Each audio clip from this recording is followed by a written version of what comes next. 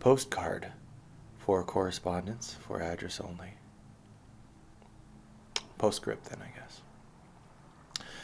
Pulitzer Prize winner and prolific lover, American poetess Edna St. Vincent Millay wrote, "The world stands out on either side, no wider than the heart is wide." These words are excerpt from her poem Renaissance, meaning to revive something that has gone dormant, published in 1917. A maxim that we are going to come back to often is beauty, truth, and simplicity. The world is not that complicated, and it's not that big. In fact, not wider than the heart is wide.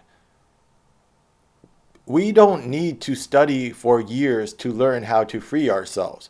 We don't need specialization or special leaders or a right time to act. The wisdom of humanity surrounds us, begging to be revived, more accessible than ever before. With the geography of the world no bigger than your heart, you can be your own cartographer. Explore the world into which you have been born. Just as a disease spurs on the creation of antibodies in an immune system, you will find that you are being called into action by an injustice which demands an answer. The alternating hot and cold choices of Republicans and Democrats are symptoms of the same fever. Luckily, you hold the cure. Revolution, the open source, human, laughing, playful, honest, empowering, do-it-yourself medicine. With your help, we can heal a sick society, or at least write the prescription for it to heal itself. You are a human being with inherent, inalienable rights. Stand and claim your inheritance as a miracle of creation, living in a plentiful, beautiful world. You are a revolutionary. Now, let's get to work. Yours for the revolution, Shaz. Yeah. Look at that beautiful picture. Hey, Shaz. And my little signature. I have a better signature now. Got my little Che Guevara stamp I put on it, the postcard. That's good. That ain't bad. Ain't bad. I like that work. That's my favorite work so far. Written work, I guess.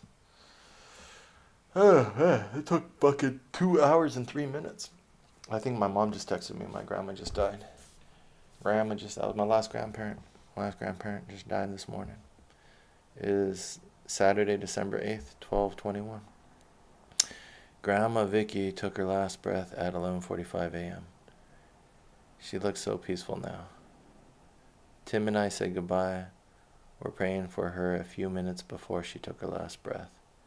May she rest in peace. She passed away surrounded by her 3 children and Annie and me.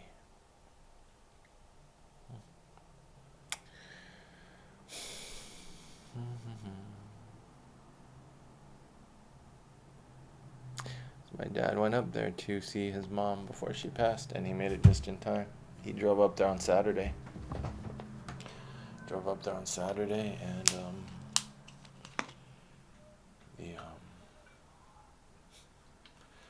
my parents have these water bottles, not because they believe in waste, but because the water in this part of their city apparently isn't that good, and they don't trust it. It tastes really funny. So they feel bad about the waste, but America is becoming a banana republic. When I lived in Mexico, I would get sick every time I drank the public water. And now America is losing control over the sanitation of its water supply as well. Something documented in this administration, they rolled back testing standards on water supply, and people are starting to get sick like they've never gotten sick before. Symptoms of the same problem. rampant corporatism, greed, whatever you want to call it, whatever framework we want to put it on into it. Consolidation of power into a small group of interests. But let's talk about my grandma. My grandma just passed 20 minutes ago, half hour ago, about 40 minutes ago. She passed 11:45 today, December 8th, is it? I don't really have a relationship with her. I've seen her. Yeah, I've seen other people in my life a lot more than I've seen my grandma. I had a relationship with this lady in Puerto Rico a lot more than I had my grandma. So I'll talk about her in a minute, I guess. But I mean, what's the difference? Why do I consider that lady who passed in Puerto Rico? She passed, and when she was sick, I went down to Puerto Rico to visit her, held her hand, and talked with her. I talk with my grandma. It's not, even last time I went up and visited there in April. It's not one of those but that's my dad's mother. And that's what, when someone's sick, I understand that feeling because you just want to sit with them and let them know you love them. And my pastor's wife, when she passed, I was 22. I just got out of the military. We were in that church. We came into that church when I was born, so I've known them all my life. So that was like my grandparents too. Brother Benson, he's a strong southern black man, and we had a small family church. Sometimes we would have a church. Sometimes they would just come to our house, and we'd invite our family. So our church was never more than 10, 20 people. So his wife was like, I saw her every Sunday. I remember her always giving me shit for not eating my food, and she was always mean to me. And then later on you learn she loved you. She's just very, very, like, when you're a child, she wasn't there to. She was sweet when it was time to be sweet, but she was there to correct you. But then later on you appreciate her. And once you're an adult, and she's just very loving now and very, but yeah, I remember when she passed, we all sat with her and talked with her, and I told her, I said, I love you, Sister Benson. She's like, I know. The sweetest thing that she can say, just like, she was really frail, and she was sitting in her house, and everyone was coming by just to give their wishes, and we were all sitting with her, and she was just like, I was like, I love you, and she was like, yeah, I know. And then after she passed, Brother Benson found 3 little rabbits in his backyard. I thought that was funny. He found little bunnies abandoned by their mother, just little baby bunnies. I think that's why I put in Amnesty, that the little children found baby bunnies. And the times you have something really sad happen, and then all of a sudden he started raising these little bunnies. I don't know what he did with them. He didn't eat them. In the Amnesty book, I had those little bunnies get eaten. Yeah, but you can't fake a relationship. I think I had some animosity towards my grandma, which I guess I have to let go because she's not here anymore. There's no reason. You don't really, that's why they say don't speak ill of the dead. It's what's done's done. I thought, not that I hoped. I didn't really have feelings one way or another, but I thought we had more time where I can go, and I was planning on spending some time in Humboldt with them and talking about old stuff. If we had developed a relationship, it probably would have happened if we spent time together, because I noticed a lot of her personality in mine. It's her grandmother, so we share genetics, but my intentions were to ask more about my grandfather, who I think I share more traits with. He was a pilot in the Marines, and he was a flight instructor, and he just seemed like he had very little fear and a high amount of fuck it and independence and leadership, and he was like the gravity, the nuclear center of the family. I like the way a lot of the things that I consider to be positive character attributes I find through stories that he displayed. But this is funny how genetics go, or just maybe just character. I wasn't told this until now, later on in my life, but I've lived in a way where I try to display certain traits, or I've corrected towards the truth. That's what it is. If you read history, you read literature, you meet people, there's a pattern of life, of character, trying to live a right life. It's regardless of religion or culture. There is a pattern of having good character, and you'll find it out there, and just honestly explore. So when I was talking about the video before I started doing these Complete American's Guide to Revolution, which we'll talk about that too, the work I just read, fucking 2 hours. Yeah, my throat is like blah. I was trying to read it in a way where like I wouldn't change the cadence and tone, so I try to slow down and just read it. And I don't know, that was a commitment. I'm sore. Throat sore now. Yeah, I'm gonna call my pops in a minute. Call him from the house phone. But I'm just trying to get those ideas out there that, like, my grandma just passed this year. So this year my uncle passed April. My grandma passes now in December. Uncle passed on 4/20, April 20th. She passes on December 8th. My dad's birthday is December 22nd. It's a good thing I came out here. Good thing I'm with my folks.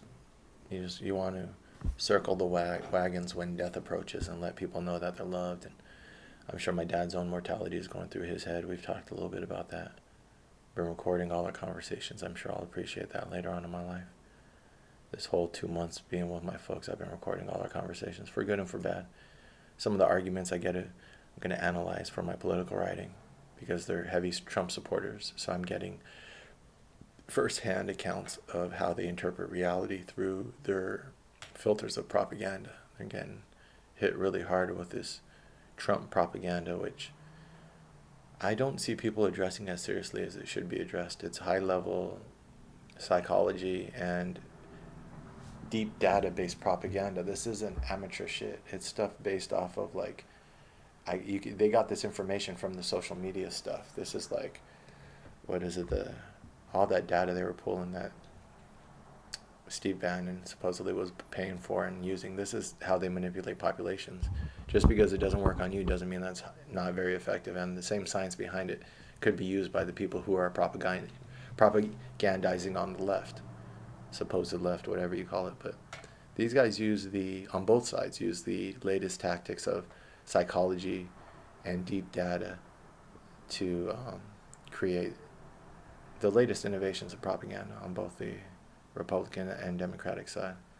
And just because you don't have the blind spots where you're susceptible to the Republican stuff doesn't mean that but that's part of the discussion, to point out the propaganda on both sides. So it's one of the reasons why I record the conversations, but also because it's times like these we've been having some good conversations just about life in general, not just politics. But so regardless of my opinion of my grandmother, my dad is pretty distraught. He was born and raised a mama's boy. That's what it is. She neglected him. He was the runt. The youngest of four, epileptic, wasn't supposed to survive, born pretty much dead. You're whatever. You have like two main arteries in the back of your head or the front or some shit. He was born without one. He was born with half the blood flow to his brain. He shouldn't have survived. So the other one makes up for it pretty much. And that's why he has epilepsy, because his brain is deprived of a lot of blood and it still functions. And so there's a part in the back which doesn't have enough blood or something, and happens. And there's also synapses that aren't really formed. His mother smoked when she was pregnant with him. Back then, you knew it was bad, but from what I can tell about her life, she's always kind of been a selfish bitch. That's not a judgment call. That's just a character trait. I could be an asshole, which I think is a blind spot, my coldness, and I work on correcting it. One of the reasons why women are so valuable in my life, not just because I'm horny or I have a high sex drive, which I probably do, but because I find that the female spirit is a corrective for my natural coldness. But my natural coldness is a gear that sometimes I think you have to use if you have to do some shit. You have to kind of put your feelings to the side. If you have to just sometimes you just gotta do what you have to do. A soldier can't be an effective soldier if you're thinking too much before you pull the trigger. Though I didn't think that mine was the path to kill on behalf of others, but I'll kill on behalf of myself if I have to. I'm a pacifist to an extent, but I'm not irrationally a pacifist. That's where you read history, and that's why I like the idea of Malcolm X. Someone firebombs his house and he just grabs his rifle. He's like, take care of the family and let's go fucking, who's on my property? If you're not willing to do that, then you'll always get pushed around. You got to be able to draw your line in the sand. The world isn't just roses. We'd like to have gardens where we can cultivate roses, but outside your garden, the world isn't a garden. It's, in my belief system, there's higher levels of morality and humanity, but there's a lower level too. And every now and then you have to go out in the wild just to do shit, hunt, do other shit. So you have to know how to function in the wild beyond the world of ideas, where sharp objects, sharp people would do you harm. You can't be naive in this life, thinking that ideas are all that matters. So yeah, that's a level of coldness. So maybe that's the coldness that I see in my grandma. I don't know. She, from what I know of her life, she was born into a Jewish family. They had emigrated here from Europe.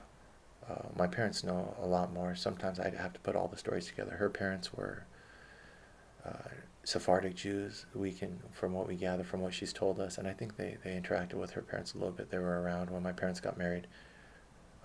My dad's grandparents were still around on my mom's side, or his mom's side. So one of them spoke many languages. They were very intellectual people. They're the trader Jews, I believe, from North Africa. The group of people who are in finance, brokering, money, and that's why they had the money to emigrate to Newport Beach, to Orange County. But when they came over here, they stopped practicing because it was very anti-Semitic, Southern California and America in general. Hitler was there were pro-Hitler rallies, anti-Semitic rallies in Madison Square Garden, multiple, I think 2 or 3, before World War II. That's a big reason why we didn't just jump right into World War II. A lot of people were happy they were killing Jews. So from what I can gather, Grandma Vicky, my father's mother's family, was just like, fuck it, it's just kind of, they're genetically, culturally, well, they're genetically Jews, but they gave up the culture. A lot of people did that. A lot of people changed their names. Those who didn't kept it alive. The Armenians who, like my Armenian girlfriend, who says, when we were talking about kids, where our relationship was getting to that point, she was like, they have to go to Armenian school, where they learn to read and write Armenian. They have one of the oldest written cultures.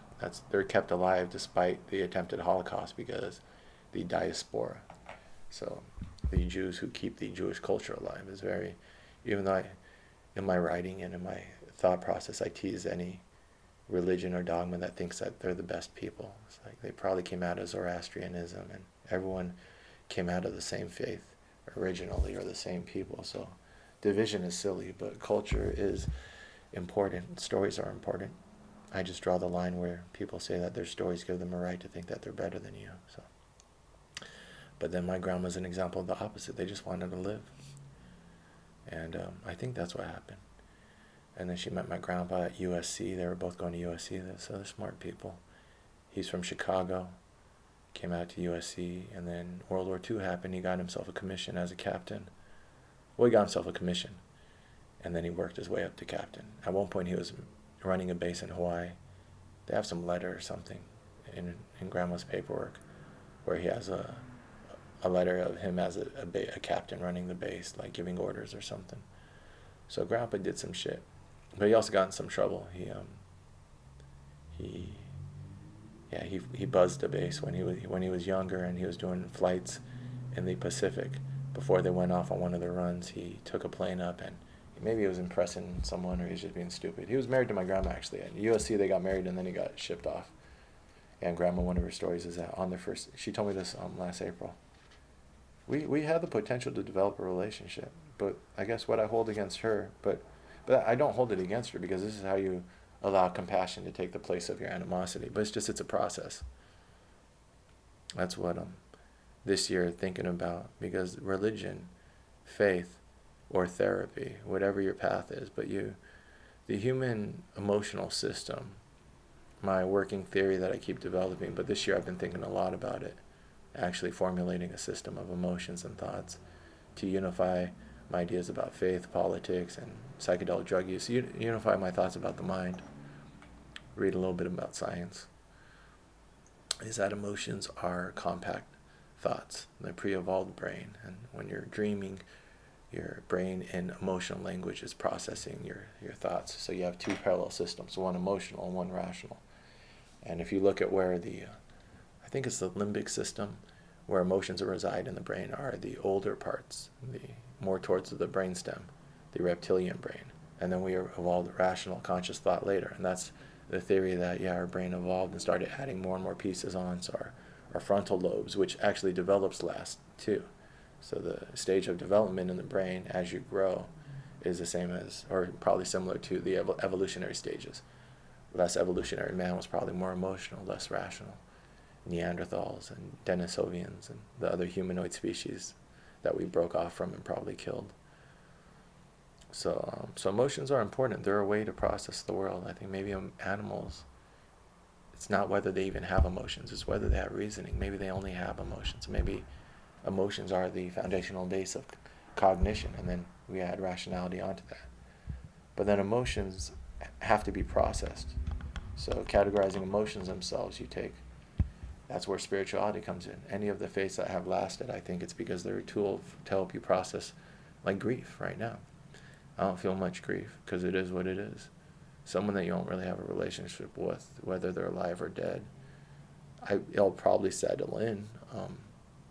But right now, yeah, no, there's not many threads.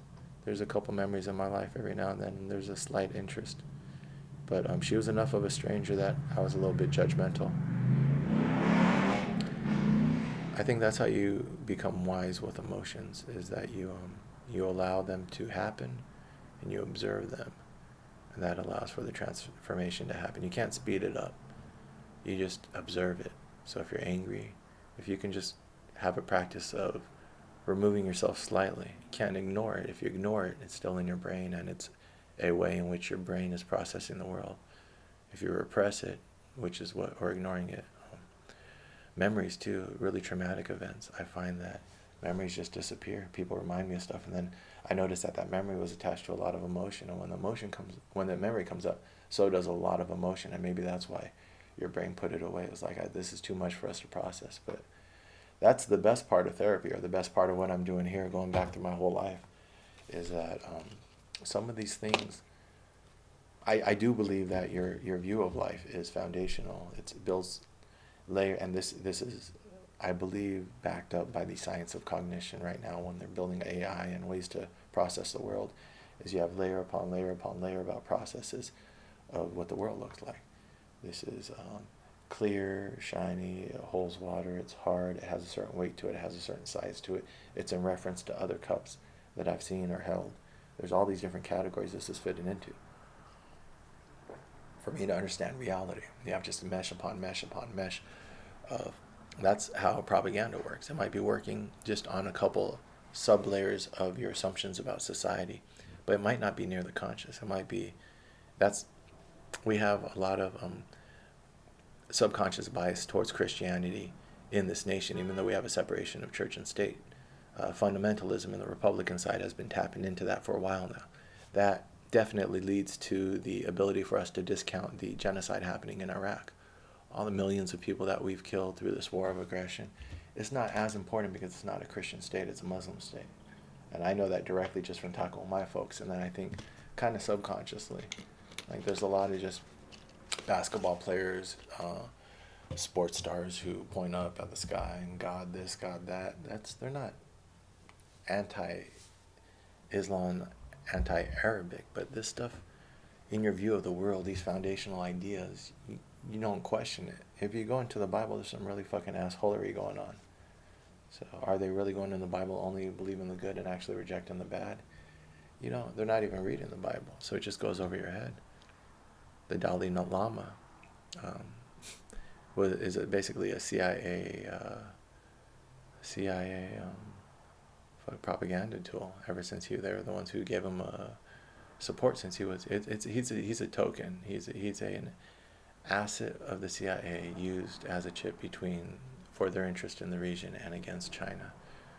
But that's not really discussed. But if you look at the history backs that up. And if you look at what he says in his teachings, he teaches a specific Buddhist sect, which is West versus East, anti-Arabic, anti-Islam, holy wars. It's a really weird thing for him to dwell on. Out of all of the Buddhist teachings he could choose, he chose one which allows for the best ideological interpretation to coincide with American geopolitical interests. Very interesting. He was just on what is that fucking dude's name? The British dude with the glasses. His dumbass didn't even... John Oliver. Fucking never mentioned any of this historical context, never mentioned any of what the Dalai Lama actually says. They just had him giggle for a little bit, and then they made fun of China for calling him evil. John Oliver, what are they, an entertainment show which professes to expose some truths about the world? Gonna have to go out, those guys. Shaz Barbarik's gonna have to be released on the world and start making my enemy listen.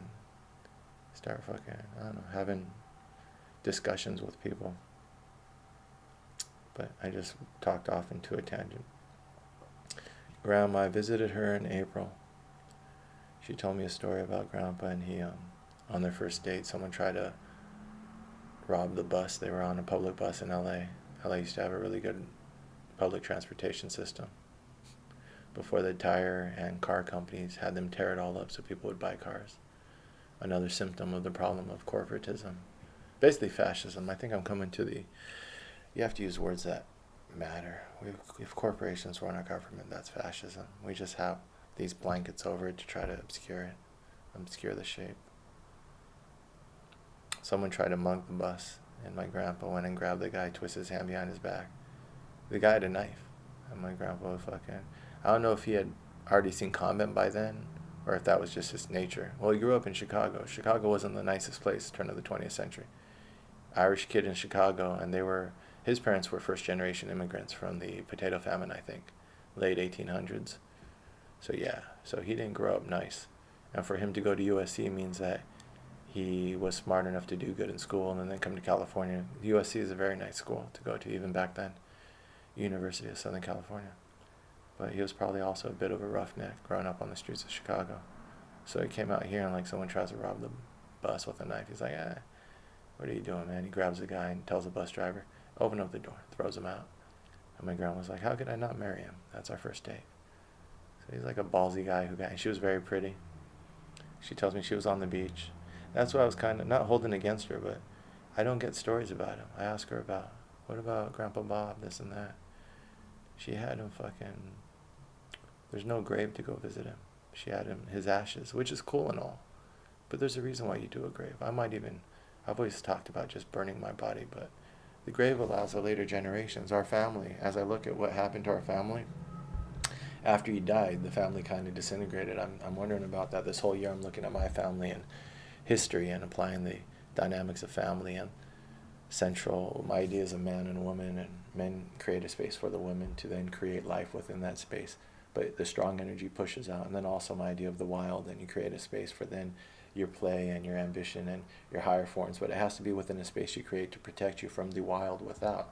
You have to have a home in order to push out the fucking wild. You can't think higher thoughts when you're only animalistic, trying to need to survive. You're just trying to survive. That's like Maslow's hierarchy of needs. All of this, we have the psychology, we have the history, we have the different ways to put this puzzle together of not only human personal behavior, but also macro social behavior, which they should follow the same pattern. If we act as a super species on the super organism on the large scale. So he was a strong man who created a lot of value and space for the family. He was a flight instructor and a captain in the military. He took shrapnel on the leg when he was over there in the Korean War. He got disillusioned with the military. He did 16 years and got out. That tells you something.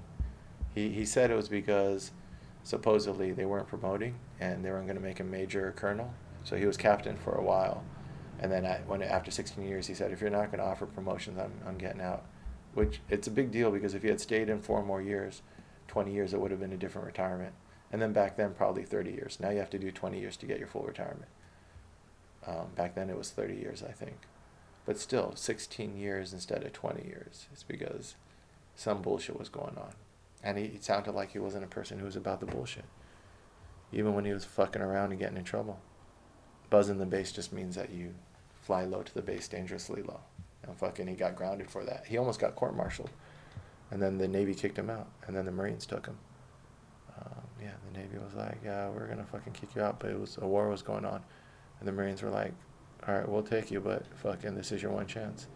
You just, basically they said, you just got a harder job, boy. Fucking, because you just fucked up, now you just got like, you can be with us, but it's going to be a lot harder on you. So, but greater reward too. He's the reason why I wanted to be a Marine, but the recruiter was wrestled at my high school for the Army, and he was giving me the Russian Samba videos, the fucking joint manipulation and shit. So me and him broed out, and I was like, I'll go with this guy, which is probably for the best. If I liked my military training too much, I would have stayed in. I needed to have like sort of a dopey command and a dopey fucking experience so I could be like, these guys are fucking dipshits. always strongly making up my own mind despite what other people told me about. I never really respected people in authority just because they were in authority. You got to show me character. And that's just innate, or the books I read. Or, because I think sometimes it's innate, but then I look back at like the Great Brain and books I read in elementary school, and did I seek out examples of good character to emulate? Or did I already have it in me and then I just recognized it? Whatever it was, when I started that feedback loop, I would find people with what I consider good character, and that would be my peer group. Those would be the books I read, the people I emulate in history, Malcolm X. I'm like, this is a real one. It's I don't emulate the violence or the racist rhetoric. It's the fact that in his own independent way, he found his way to good character. And by the end of that book, I would argue that he's as good of a man who ever walked the earth. And if you look at Martin Luther King Jr.'s life, he was getting there. But he was a lot more timid, fearful, hesitant. Malcolm got to a lot of places earlier than Martin did. But that's what it is. And that's what, when I have issues with other men or other people, I'm like, just, if I'm pointing in the right direction, you're pointing in the right direction, we shouldn't have an issue. We're both, don't focus on me. If you're focused on me, something's up. That's a projection or something. And I'll give you my attention, but that's another thing. If you work on, I'm trying to correct my word and my character, make it better and better. This is a tool for that. And then if you want my attention, you get it. But it is something. If you get someone's attention and they are effective in their word and their action, then their attention means something. So that's how I live, is I'm able to ignore most of the bullshit because it doesn't have to deal with me. And then if a response is required, then a response is given. And usually that allows for the response it comes out of kind of a laziness too. This is an efficient way to live. Usually the response doesn't have to be that much. The homeless guy I dropped acid with was just bugging me too much coming around my apartment. I was like, yo, dude, are you scared of me? He was like, no, man. I was like, you should be. I'll throw you down these fucking stairs, man. I don't fucking know you. Like, we hung out. We had fun. But, like, I got girls living with me at the apartment. I can't have a stranger off the street coming around here. It doesn't look good. We could become friends. We're not friends. We hung out. That's cool. You're a grown-ass man. You're like 55. He's not a small guy. He's like, he could look like a scary, intimidating dude. It's like we're cultivating a relationship, but there's a line, there's a barrier. This is my home, this is my castle. And like a little fucking, like, just pushing back at his energy a little bit. I was like, I'll throw you down these stairs, this motherfucker. You can't just fucking come around. I'm not that dude, because they do that sometimes. They push your energy around because they're just used to people being nice to them. And that's bad, though. I was like, Shaz, where's your head that you're fucking fighting with homeless? But there's this guy standing on the steps. I'm walking up out of the subway. And he's standing in the middle of everyone's path. Everyone's walking around them while he's begging. He's like, give me money, give me money. I'm like, dude, get the fuck out of the way, man. We're trying to walk here. They're not used to fucking, what, you're going to fucking knife me here on the street? Then you should be in jail if you're fucking that crazy. You don't have a right to be rude to people, even if you have nothing. But then I was like, but Shaz, you got to be compassionate, though, because people, even if they don't have nothing and they have something, they also have mental illness. They have hatred and animosity. I've been there. You have enmity, hatred, animosity towards a society which has fucked up values.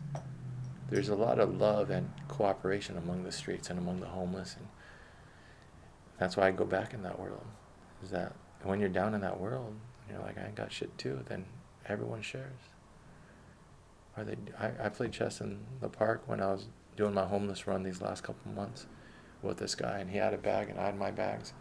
We were playing chess, and then he started digging through his bags, and fucking, you saw deodorant, toothbrush, his whole life in just that one bag. I started digging in my bag. I looked for weed. I rolled us a joint, and we smoked. Guy wasn't crazy. He was in his fucking, like, late 20s, early 30s. He's around the same age as me. Black kid. You're really good at chess. He was like, where are you sleeping tonight? I was like, I got a spot. But that's my spot. It's not your spot. I'm sorry. I don't know where he was sleeping, but that's what it is. We're like, I went to my apartment, to the roof. That's when I was sneaking on the roof. Fucking evict me out of my apartment. I'll keep sneaking on the roof until you evict me off the roof. I had a little plan. I never got caught. But if anyone ever came, or the police or something, I was going to be like, here's my real estate license. I'm meeting a client. What? No, you're doing your sleeping. No, I fell asleep. I'm sorry. I was meeting a client here. We were going to show him an apartment. That probably would have gotten me in trouble. I don't know. Fucking crazy ass Shaz. My grandma. Do I have any of her character in me? I have to. She's my grandma. Why else do I have animosity towards her? When my grandpa died, he was training my dad. My dad's always had a temper. His epilepsy causes him to take these barbiturates, which the side effects are irritability and depression. And in April, when I came out here in April when my uncle died, we drove up to visit my grandma, and that's when I visited with my grandma and be with her and be with the family. My dad told me that he tried to commit suicide. He had a girlfriend back when he was graduating high school, and he got her pregnant, and then she had an abortion, and he tried to overdose on his epilepsy medication, and the doctor didn't put that in his medical record. He's like, we're just going to ignore this, because otherwise it might change what prescriptions they would give him. And he's been on the same barbiturates, which they don't really prescribe him anymore, but they've been good for him. And if you have an illness like that, like he was pretty much born with it, but he started getting the heavy seizures around 6. If you find a medication that works, the other medications don't work as good. And this medication, it's complicated, and U.S. health care is complicated, but he's able to get it at a reasonable price, even though it's not normally prescribed anymore. And so it works for him. But the side effects are depression and other stuff. So when I think back at our arguments and our issues and how he seems easily preyed upon by political propaganda and by the titillation of the internet, this fucking catfish girl who got him to send her some money in South America with some fucking young titty pics. And he was like sending like dick pics and money, and like the family found out about it, and it's shameful. But shame is a form of correction. For the other day, he had a seizure and he had his phone in his hand, and my mom goes up and she's like, I'm going to go audit him. And I was like, Mom, don't. Invasion of privacy. But that's her relationship, and we've learned as adults, I argue and give my opinion, but your relationship with my pops, as parents, if we are boundaries, it's like, I can't really, we talk about sex and other shit too, but I don't, it's like how you guys deal with your thing's still going, you're still married, I can't get too involved, I'm not the therapist, but I give my opinion when I think, like, and then I shut up. If they're not taking my opinion, I'm like, all right, fucking whatever, this is just what I've learned. I've had some experience now with a couple of relationships. But so she's like, I'm going to audit him, and she grabs his phone, she's like, and she starts going through the history on the internet, she's like making sure there's no bad stuff. But yeah, and then he comes out of a seizure, because once you're in a seizure, it takes you 30 seconds, a minute to come out. You don't remember what was going on, you're exhausted. He would tell me when I was younger, he's like, it's like your wrestling matches. My whole body tenses up, and when you stop, you're like, you're fucking tired as fuck. But a couple during the day, my mom knows his pattern. These aren't grand mals, these are a couple during the day. If they start to have more and more during the day, usually he has them at night, and she calls it like the resetting. But if he has a lot during the day, then he needs to slow down, rest more, because the brain uses a lot of your blood and energy. Or maybe he needs to up his medication. He tries to take a little bit less than what he's supposed to. He takes like 3 of these pills. Sometimes he's down to 2, because they corrode your liver, and his liver was really bad. At one point, the doctor asked him, are you an alcoholic? Because you have the liver of an alcoholic. And so then I think they switched up the medication, or they did a lower dose, and now his liver has regenerated some. But it's like, you're not going to die of a grand mal. He's had a couple in his life, a couple around me. Put him in the hospital. A grand mal will kill you. Grand mal is a huge seizure. If you don't bite off your tongue, you could just die. Your brain could shut off. You can just stop breathing. He's fallen down, cracked his head open multiple times. So the grand mal is like the fault lines. The seizure's like an earthquake. Little tremors are okay. They usually happen at night before he's going to sleep. If the tremors happen during the day, that's kind of out of pattern, and we adjust what he's doing. And then the big earthquake is the grand mal, and that's when shit could get fucked up. They're going to happen like once every couple of years. I think the last one he had was like 5-7 years ago. That put him in the hospital. My mom's sleeping next to him, but she couldn't stop him from damaging his tongue. She sticks something in his mouth so he won't chew it off, but his teeth are still, his whole body's seizing, literally. It's a seizure because you seize up and you stop the person from hurting themselves, or they could smack their head, they start rocking. So I saw him in the hospital. He looked like a cow. His tongue was sticking out of his mouth like a fucking hamburger patty. I was like, I'm sorry, I help me. Apologizing to me and shit. Why do you apologize to me? The people who get hurt and apologize to others for making them worried. So yeah, he was neglected by his parents, the youngest, and his fucking older brothers and sisters running drugs and being fucking crazy. And who knows what my grandpa saw in war. When you talk about pacifism and the idiocy of war, the generations it affects. We just fought World War II. Why do we have to send people to Korea then? My grandpa made it through World War II to catch shrapnel in his leg flying missions over Korea. The fuck? That's the most idiotic war one of them we've ever been in. You can have a clown president right now just say, why don't we have peace on the Korean Peninsula? That's how simple it would be. Barack Obama couldn't just fucking do that. These people fucking do their imaginary lines in the sand so they can promote the fucking American empire. I have no patience for that shit. That's why I'm working on my emotions to keep my peace so that I can get mad when it's time to be mad. But you have voluntary words of aggression that fucking influenced my grandparents and then my parents and then now me. And then almost send me. I was a Korean linguist. I was going to go to the DMZ, the same place that shot at my grandpa. We're being preyed upon generationally. No, I'm going to be pissed. And I'm going to hold that fucking anger in my hand so that way it doesn't affect me, so it doesn't affect my rationality.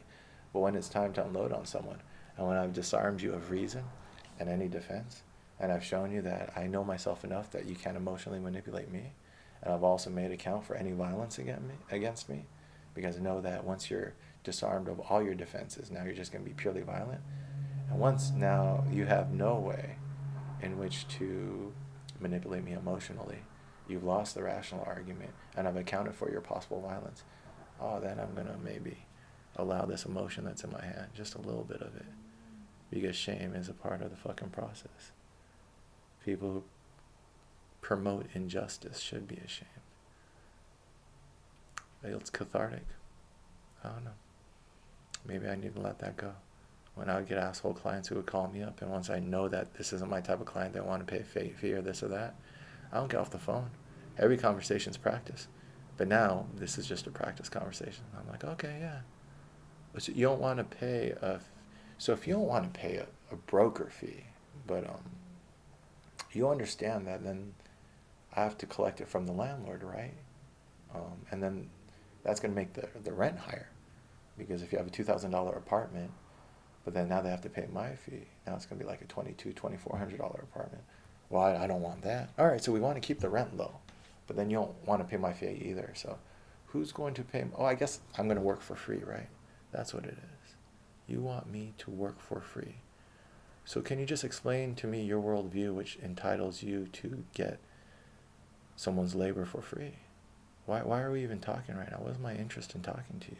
How does your world work? People just give you stuff? This is just my job? I guess we're not.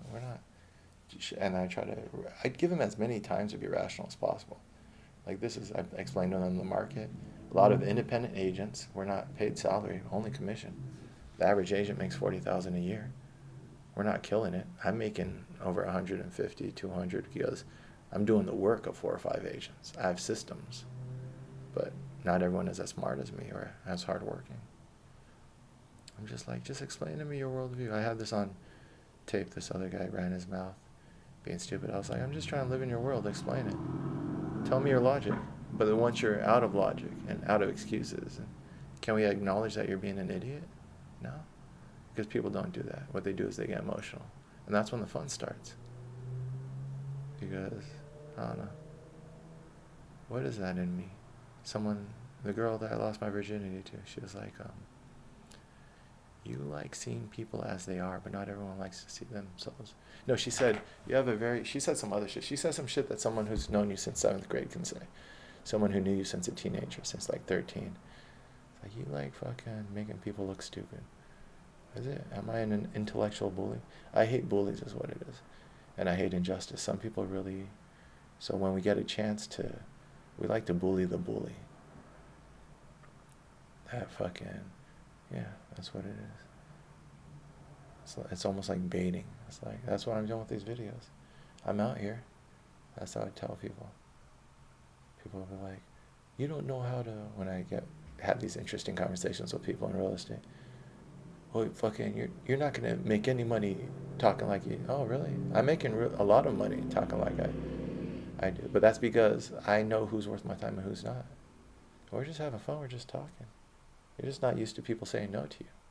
Because you have a fucked up worldview. Because you're a fucked up person. and I don't fucking do business with fucked up people. Because you're more problem than it's worth. Being a good judge of character quickly, my clients love me. And once they stopped loving me, I knew it was me. It was like my heart wasn't in it anymore. I was changing. You're not promised character. You have to work at it. If I don't go to the gym, I become weak. I'm naturally a skinny person, string beans. I was super skinny, couldn't put on weight. But mentally too, I'm probably naturally a lazy person. A lot of fucking smart people are. That's why we look for ways to avoid work, but you have to be willing to put in the work to get those higher level thoughts and those systems, which then allow you to, while my business was running, I could fucking it was autopilot. My grandpa had a business, he had a grocery store, and then a family member or someone was doing the accounting and skimming off the books, or some bullshit happened. And they're like, oh fuck it, he just let it go instead of fighting it. Then he got into insurance. He built a really nice life insurance business and a really nice book, and had the family and the cars and everything. And my dad drove his T-Bird. I think they had a T-Bird. My dad was driving it, and he had a seizure and drove it into a fucking light pole. Stupid shit like that. Eventually, my dad stopped driving, but it took him a while. And so when my dad married my mom, my grandpa told my mom, he was like, if you just stick with Tim, he has a temper, but if you just stick with him, he's a good man. And my mom always says that one of the reasons I married your dad is if he could just be a fraction of the man that his dad was. So she really liked Grandpa Pop, which aligns with my view that women recognize virtue and values. Whether it's the values you like. If it's not the values you like, then you're going to have a woman and you are out of line. But if you're trying to be a good man, there's a woman out there who's going to recognize it. And my dad's always tried to be a good man. And where he's fallen short, I don't give him excuses, but I understand there's the input of parents who didn't really raise him hands-on, so he had to do a lot of stuff himself. So when I look at my life and he didn't teach me how to shave or do normal, didn't shoot basketball hoops with me, he talked with me a lot and helped me intellectually, but the stuff that he neglected, I realized wasn't done to him, and that's how these separations generationally break off. He didn't know how to be a father, because Grandpa, for whatever reason, by the time it got to my dad, didn't do a lot of hands-on stuff. So my dad now doesn't know. That's what you recognize. Your anger, the first emotion is here, but then the understanding and other stuff allows it to transfer into compassion, the water into wine. That's why I say that religion, spirituality, this is the metaphor of this language. Only I've come to that going to Zen and Buddhism, because I'd rather less dogmatic forms with less words on the spirituality, because I find that the words themselves seem to be where the problem and the ego starts. The problem is ego, and spirituality is supposed to help you unpack the ego. And ego wants you to stay in that anger or stay in that other. So I acknowledge this is coming from my grandma died. I'm not able to have as much compassion because I think I still hold some resentment. So when my grandpa died, I was like 2. Maybe I was just 1. My brother was like 3 or 4. And my grandpa had just gotten my dad into insurance. So he was making up for his being an absentee dad, when probably that war shit or whatever, but he was very hands-off with my dad. Also the run. They didn't expect him to my dad played all sports, hitchhiked, ran away, he chased down a mugger in the streets of LA. My dad was climbing trees in Mexico and shit. Someone attacked my brother when we were young, and my dad chased him down the street, tackled him, held him for the cops. He's always been a very physically capable person, but when he was young, it's like the runt with epilepsy, and some households are or even autism nowadays. It's like parents don't know what to do with it. They didn't really expect him to get that far, and I guess that motivated him to. Sometimes the runt, because of the runt, kicks ass, because they develop that little engine that could mentality. And also epigenetics, we're finding out that your actions in life can turn on certain gene characteristics. So my physicality and my aggressiveness and competitiveness, it's not just genes, but it's also how you live, which express more of those genes. So my dad's sheer determinism and his willpower wasn't just genetically, but also just the shit that he did physically he wasn't supposed to be able to do, with the amount of blood his brain was getting and the limited circulation that he was born with. So he's a special specimen. And I take that into account when I look at also his faults and other things. When you think about what type of man you want to be, you're being really honest with yourself, but also the men in your life that you're modeling on. So my dad got and also I find this is interesting. So his brother got married, and then after that, a couple of years, my dad got married. Found his little Mexican, found my mom in LA. And then Grandpa was setting them up for a business. He was telling my mom, Gigi, Tim's going to have all this. He's going to have my business. He's going to have everything. And he's a fucking teacher. And my dad told me the first hug he got from his father was as an adult when they were working together. So that's that type of Irish, old school fucking World War II veteran. Males don't touch. Love isn't expressed. There's love, but there's not. My mom told me her first date with my dad, or like not first date, but within the first month they're dating, they haven't even kissed yet. My dad invites her to the wedding, his older brother's wedding. That's what it was. And then my dad got married a year later. This is at my grandpa's house, and she wasn't sure she was going to go. And then Grandpa got on the phone with my mom. She was like, "Don't worry, if you come here, you're safe in my house," because my mom's conservative Christian. She supposedly virgin, whatever. I'm not going to fucking go into her stories. But she was like, very good Christian girl, 28. My dad's 26. He's like, "If you're in my house, Gigi, you're protected. I'm not going to let my knucklehead son fucking do moves on you." So she comes over, and they just told me this recently. I've heard the story over and over, but every time you get more and more stories and more details. So they're like plowing her with alcohol. She doesn't drink. She's a Christian. She's all, "Oh my gosh."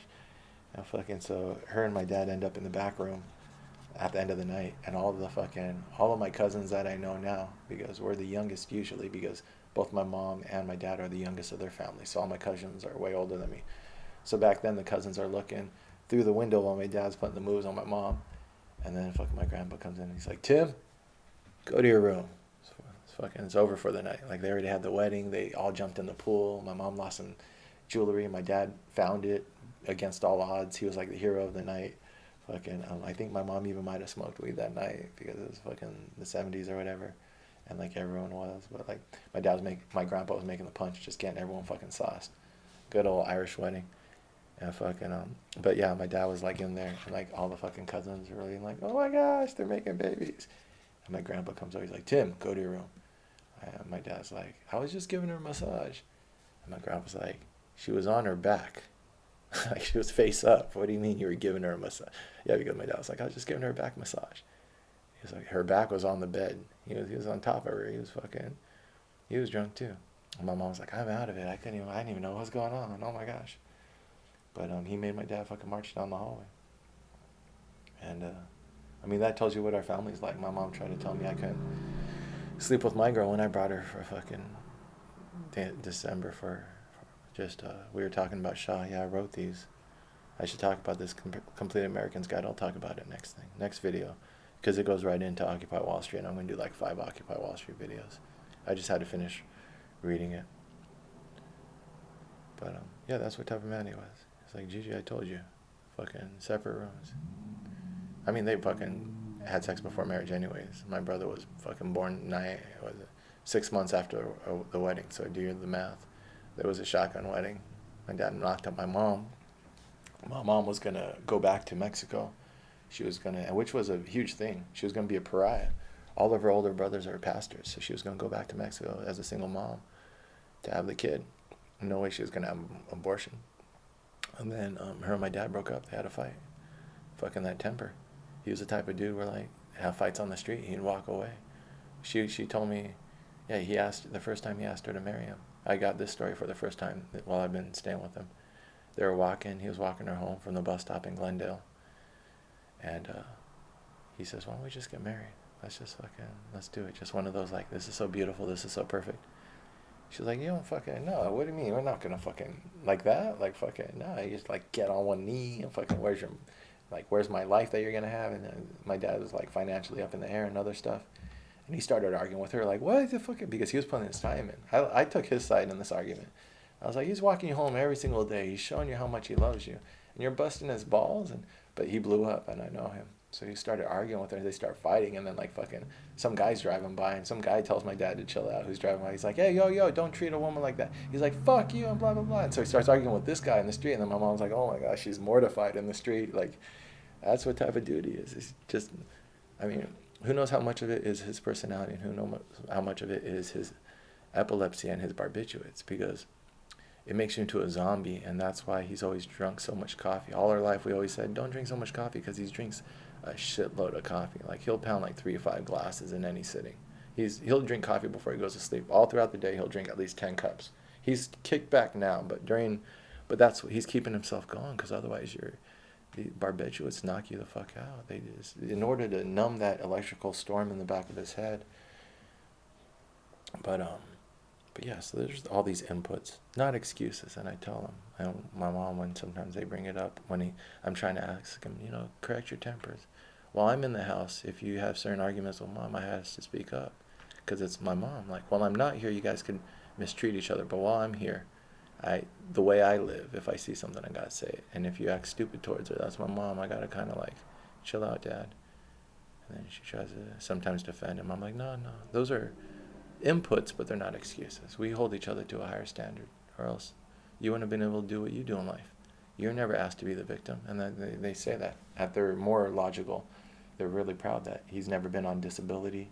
He's always been self-sufficient. He's never wanted to be the victim. That's just a certain type of character.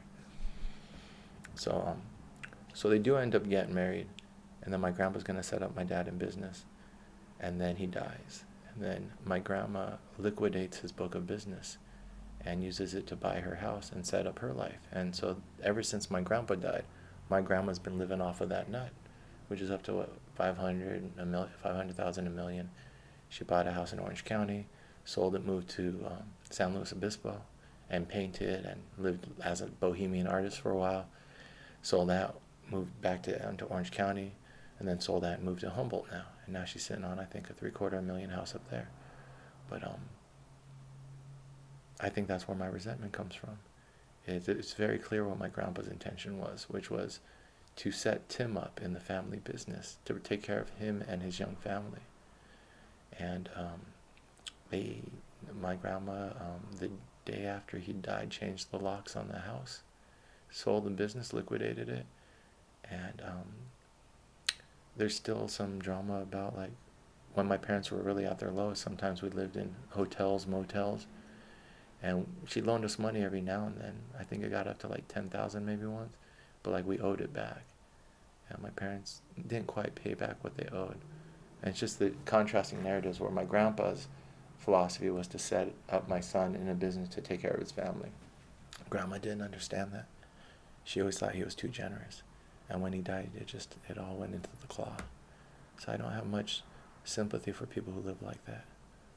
The claw died today, the claw, but all I've seen is that claw, all that clutching spirit from her, and a little bit of racism, which comes from her hating herself.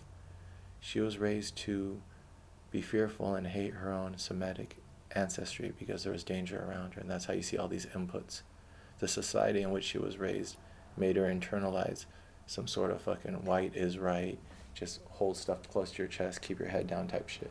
So she never really accepted the Mexican side of the family. She said ever since my mom first met her, she's been saying racist bullshit. We were worried about the type of Mexican Tim would find in LA, but you're not the bad type. And my mom is already racist against her own self. The people who come from an oppressed class, and so they look down on everything who that doesn't try to be white and try to be bougie and fucking fancy. I was like, fucking, there's a lot of wisdom in the streets, Mom. There's a lot of wisdom at the bottom of society. And that's why they fall victim to the propaganda of Trump and other stuff. The people who aspire to be the winners in society, because they were made to fear so much of being the losers. I'll dig into that lady's life. I'll dig into my grandma's life, and as I meditate on it and I see more of the context, I think that's what will give you peace. As far as this Complete Citizen's Guide to Revolution, we'll talk about that next, because I did that right before I went to Occupy Wall Street. And the more I reflect on it, the more that this played out exactly in Occupy Wall Street. So I have both sides. Right before I went in, I had a very theoretical side, which I created based on my own experiences in life. And then I got to see how the world plays out. And now this is the time of my life to combine the two and get the wisdom of the bigger picture. It's going to be interesting. I don't know. It was a good day. Continuing the project.